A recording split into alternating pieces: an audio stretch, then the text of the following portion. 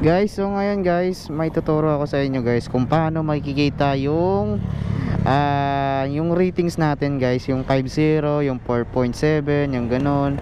Yung ratings natin guys ay hindi yung bar, yung ratings talaga yung 5.0 ganon. So tuturo ko sa inyo guys, una-una guys ay mag-download kayo dito sa Play Store ng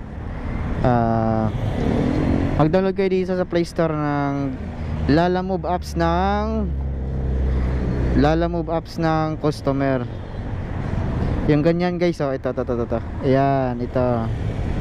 Yan, meron na ako guys. Since meron na ako, open na natin yan guys.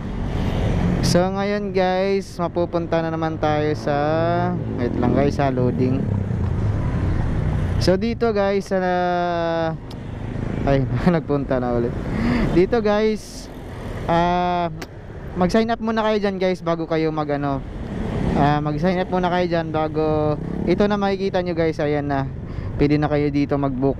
So since na hindi naman tayo magbo-book guys, ang topic lang natin dito ay yung ratings natin sa Lalamove Rider, bilang Lalamove Rider.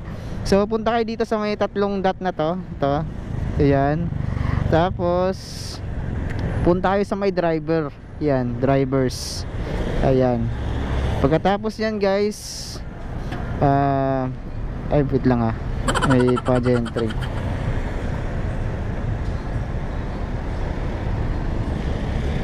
Ito.